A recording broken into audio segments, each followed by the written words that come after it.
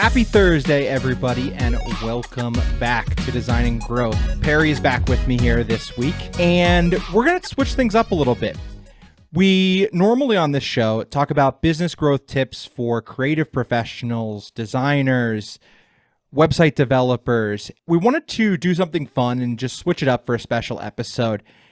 And because we know that a lot of the people who listen to this show are web designers themselves, what we wanted to do is talk about some of the latest tips in website design and give our thoughts on them.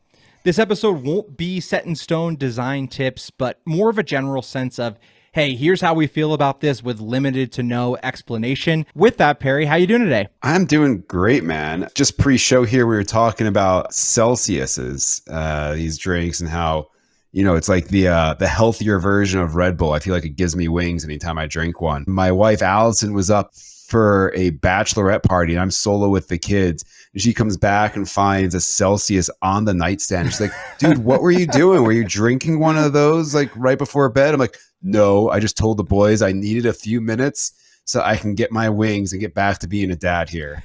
Dad life, I love it. You need that little pep in your step sometimes to keep up with the kids. I'll be right there with you soon. Really looking forward to you joining the dad crew here with a little Klobowski coming on the way. I know, January. We are excited. It's coming up so incredibly fast, but couldn't be happier and couldn't be more excited. It's going to be a journey. Yeah, a sleepless one. Yeah, that'll happen. No, it's great. It's great. Zach, our co-founder, and I just like talking smack about how little sleep we got for 5 years of our lives, and welcoming Sam into that club here. Yeah, I'm the type of person though where I'm so stubborn that even if I'm not sleeping, which I probably won't be, and so tired, you'll never see it. I was just thinking we'll be able to come back to this episode a year from now, and we'll have to do a side-by-side just to see how deep the bags under your eyes are. Yeah, there's the potential that this episode could age like milk, so we'll see. Well, let's dive into some design trends, huh? Yeah, let's do it. And maybe Perry first. It's been a fun couple of weeks here at Motion.io. What's new? Could you just give us like the brief headline update? Asking me to give anything in a brief, condensed format is never a good idea, but I will do my best. It's the New Yorker in you. The New Yorker in me, yeah. The brief headline, we are in pre-MVP launch here. We're doing demos with folks, walking them through what we've built and kind of just getting feedback on what we've done to get a sense of, hey, is this something you find useful or not? We have another 9 scheduled over the next, week and change. And it's just super excited to get this in front of people, get some feedback and figure out what we need to do to make this a really valuable tool for folks. And it's been especially impactful for me on the couple of demos we've had so far at Perry, when we're able to show them the actual product and this sort of pre-MVP that we're in and what it looks like and the functionality. It's seemed to bring up new ideas and new things that we hadn't thought about before. So it's been so immensely helpful to hear from the folks that are going to be hopefully using this product when it launches. 100%. And so if you're listening to this and thinking, I'd love to get my hands on it and see what the folks over at Motion are doing, drop us a line. Let us know. We'd love to give you a demo of the pre-MVP and get your take and get your feedback and, build this out into being a phenomenal tool that you all love. So absolutely. Yeah. And like Perry said, go on our website, hit that contact form, sign up for our launch list, and we'll be in touch. With that, it is time to move into design trends. I'm really excited about hearing your thoughts on these, Perry. So what I've done is before the episode, I went ahead and compiled things that I've been seeing as design trends, but also looking at various blogs and what they were saying was trending right now. I've used a couple of these trends in the various like landing pages and things that I've built for Motion.io so far, and interested to hear that now, if in hindsight, you disagree with some of these things. Well, we'll find out. And you're going to give your take as well, right? Yeah, okay. I'll ask you about the trend first, and then you can give your take, and then I'll give mine. Major caveat. I know that I ran a design agency with like 30 employees, and we are building a tool for people who design stuff. but I am a terrible designer. So that's a major caveat here. I love working with designers, and I love being around designers and the creative energy that they bring. But me, like, I am much more of a spreadsheet and numbers guy when it comes to design. Apparently, I'm also a little colorblind. So let's keep that in mind as we're working our way through this list here. Oh yeah, I mean, same for me. I hadn't at Brighter Vision. You had hired me as a WordPress developer and designer of those sites there, but it had been, you know, at this point, like almost 4 or 5 years since I had designed a site until I started building our motion site and then some of our landing pages. So I'm a little bit rusty too. So if you know, I think you still got it, man. Well, those landing pages came out great. Well, thank you. But if anybody has you know, tips and you agree or disagree, let us know, because, you know, like we said, we don't have all the answers. So with that, first question, Perry, and first trend that we're going to cover: changing the color in one line of a headline on a website. All right. I hate it. I'm not a fan of that at all. It could be like the example that you put in the doc for me to look at. I just really don't like. So, you know, I'll put that out there, but I am not a fan of that. That, as well as we're going to use some JavaScript to delete the word that's there and replace it with another word, are like two pet peeves of mine right now that I see going on in the design space. I'm not a big fan of. Fair enough. And this example, for people listening to this episode, not watching it on YouTube, what it says is make your website better, period. That's in blue. And then under that, it says instantly, and that's in green. Really ugly green as well. I wanted to start with this, Perry, because I had done this on a couple places on our motion.io website. And it's interesting to hear your thoughts now, because you did disagree at the time.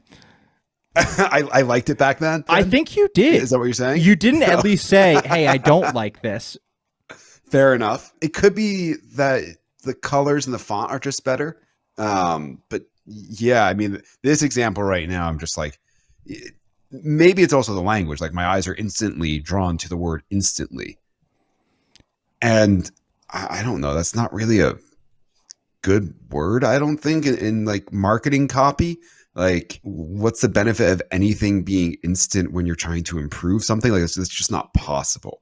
But from a design perspective, not crazy about it. I like it, but it's all contextual for me. It works in some headlines where you're highlighting certain words, but it doesn't work in other places. I think it works well when you can read the words by themselves and they still have context. You can read the words in a different color by themselves and they still have context. So you want to see it all in one sentence. You don't want to see sentence 1 be one color and then sentence 2 be another, potentially. Yeah, I'm okay. Even if that second sentence is just a single word. Exactly. I'm okay with highlighting certain words in one sentence that could stand out. Fair enough. So we're going to keep the copy questions rolling. This is another one that I know that there's a lot of back and forth on. Capitalizing all words in a headline versus capitalizing just the first letter in a headline.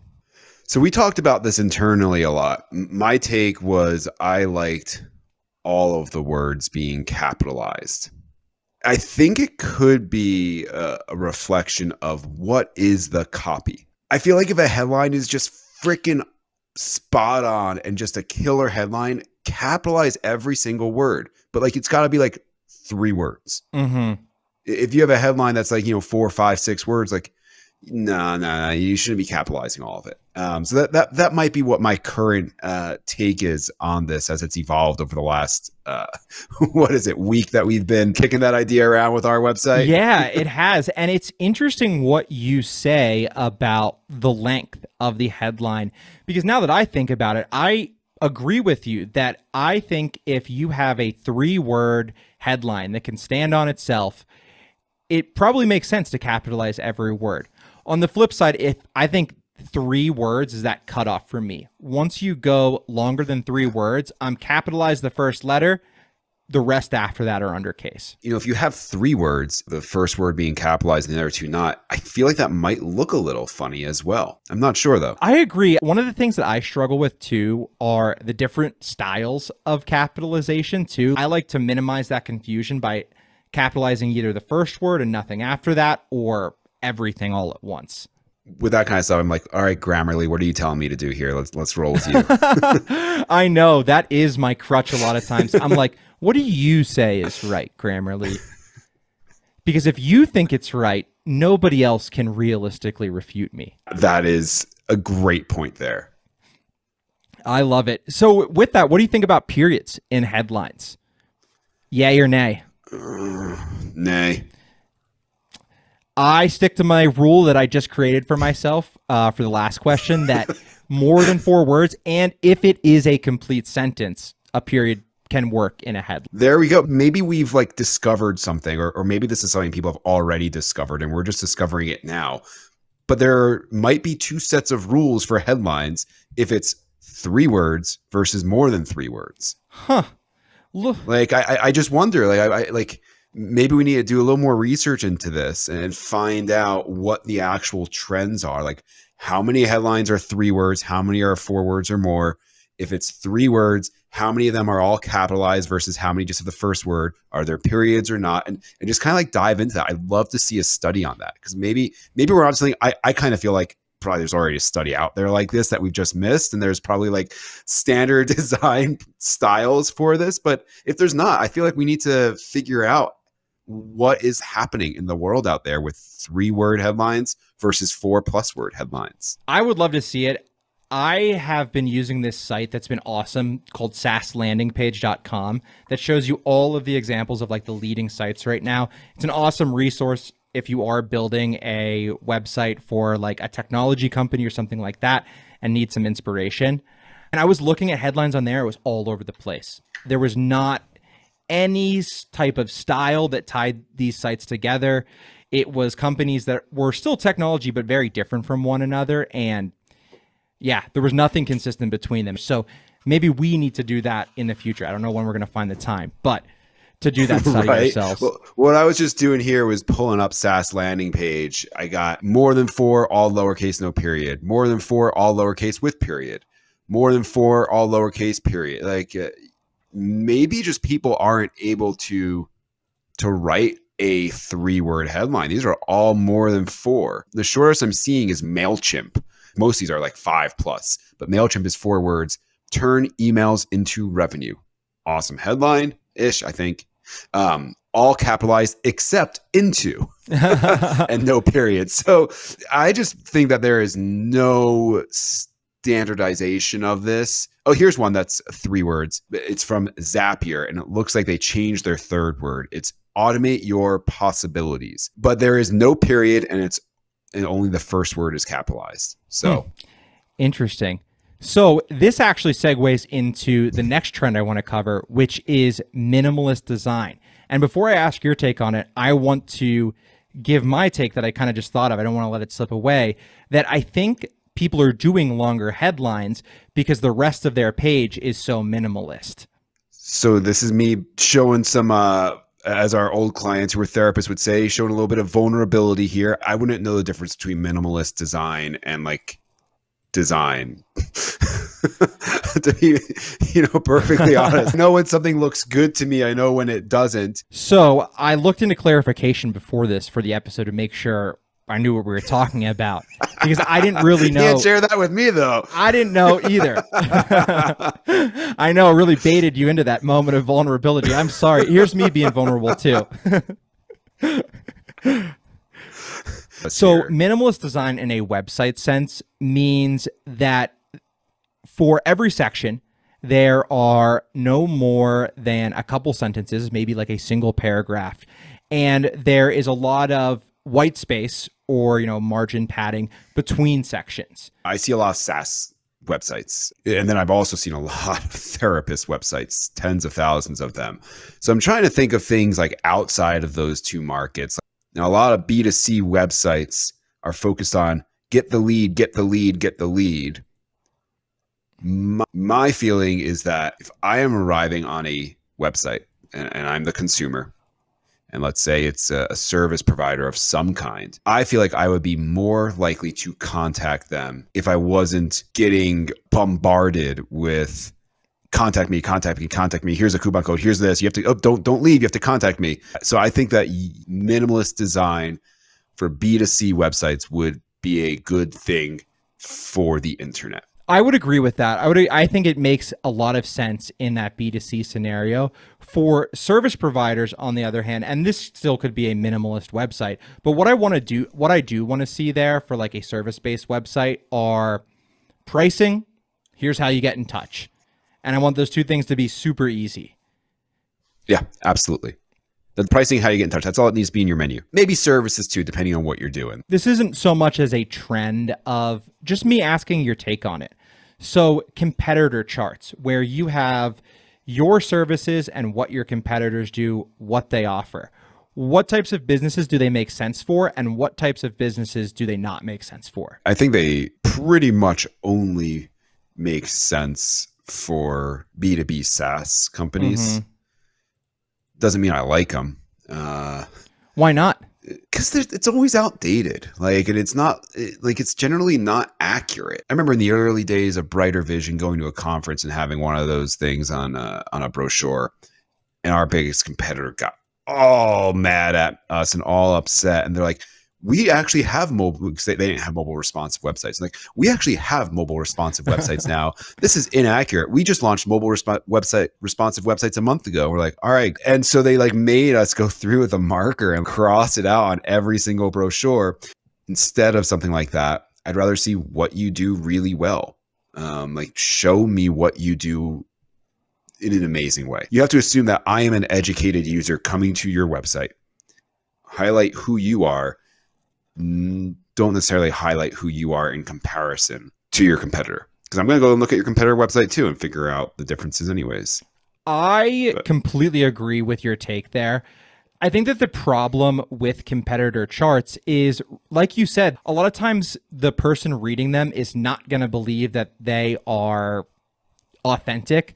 They're always going to take that with a grain of salt and look out information elsewhere. They're going to look for reviews. They're going to speak to colleagues. Mm-hmm. They're going to seek out information that's not on your website to make that comparison. I feel like we've been pretty negative here. Let's talk about something we love, though. Something I love about how design trends have shifted is I really, really love a well-composed single-page website. You get a full experience scrolling through the site.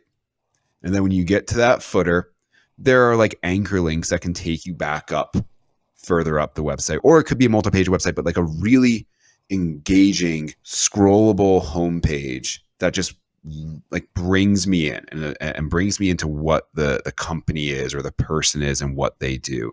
And I feel like that's a really great trend, especially on like the B2C side of things over the last 3, 4, 5 years here. I think Squarespace really pushed that more than other folks did. Yeah, I agree. It's something that I really like as well. Just super clean design. You can do the things that you need to, get the information you need, and nothing you don't. Another thing that I really like that becomes more and more common every single day is product shots, and more generally, videos and GIFs. I love stuff like that. If you have a product, I want to see how you use it. Even if you have a service-based company, I think what can be really cool is like a GIF of, your team on the about page. You guys kind of out in the world or, working on projects is really cool for me to see, because it gives you insight into who you are as a company and allows you to express yourself. And I think the more that you can do that, the better.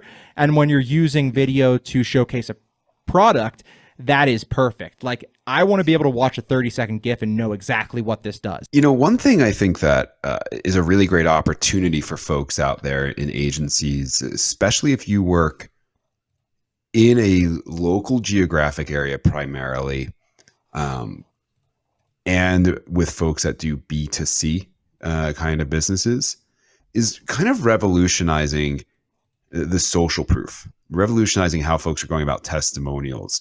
So whether it is, a short little GIF of a testimonial with sound, or a short little video clip, or in a more elaborate video that kind of like showcases who you are and, gives that social proof in a better way than just like a person's face and a short little quote about something they said that was nice about you. I think that's a really great opportunity. You can do some upsells there, especially if you're doing the videography yourself. Like, hey, our clients, you can figure out what kind of improvement in conversion rate they see. It's like, hey, if you add this into your package, you'll see this massive improvement in conversion rate. And that's why, it costs, $10,000-$15,000 to have a professional testimonials video made. So I think that's a good opportunity there for folks as well. And I think it's a powerful way to do social proof. I've also seen people repurposing TikTok videos to put them in like the bottom right-hand corner of a landing page. Something I really thought was interesting. Yeah, people claim that it can really dramatically increase conversions. I like that idea. So cool. I'm glad we got to end on some things that we really like and some things that we think are working well.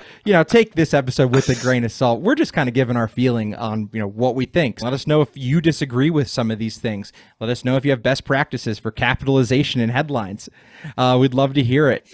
Well, Sam, we got to wrap things up with the best food we've eaten this week, right? Yes. Or over the last, week. All right. I'll go first on this one. So my wife was out of town this weekend. It was just me and the kids. And we went out to see Minions Rise of Gru. How was it? Which was terrible. It was so terrible. It was awful. Just absolutely awful. But we were the only people maybe that's why. We were the only people in the theater, which was pretty cool. But anyways, we come back and we're all just so tired and like ate a lot of popcorn and stuff. But we need like something nutritious. And I hadn't done this in so long. I just went out and bought 2 pounds of shrimp, threw like salt, pepper, garlic on them, and threw them on a cast iron and just cooked them with some broccoli on the side. It was like a 5-minute meal that was just like 10 stars. Freaking loved it. I love it. I love shrimp. So good. I haven't eaten a lot of shrimp lately. That's a good reminder for me. The best thing on my end, I have been getting dangerously into making broths and stock. Nice. The last 2 weekends I've been making this stock where I buy a rotisserie chicken, break it down, throw it in, bunch of celery, bunch of carrots, onion, garlic. But the trick that I've learned from a Italian man on the internet is you got to take the rind of your Parmesan that you have after you get a piece of Parmesan and throw that rind in with your stock when you first start cooking. Huh. It levels it up. Oh, big time. It gives it like this meaty, like delicious flavor. Wow. I am excited to try that because I make a whole chicken every Sunday just about. And then, from that carcass, I'll make the stock from that carcass to last for the full week. So I'm excited to try this Parmesan rind trick. That sounds fantastic. Yep. You heard it here. Save your Parmesan rinds. They are amazing for stock. Awesome. Well, on that note, should we wrap things up here? Yeah, let's do it. Perry, thanks so much for joining us. Thank you, everybody, for listening. As a friendly reminder, if you want to learn more about what we're doing at Motion.io, head to our website at Motion.io and sign up for our launch list. You can just click the button right up in the header. Don't know if that's best practice or not. I think it is. But anyways, thanks for listening, everybody. Take care.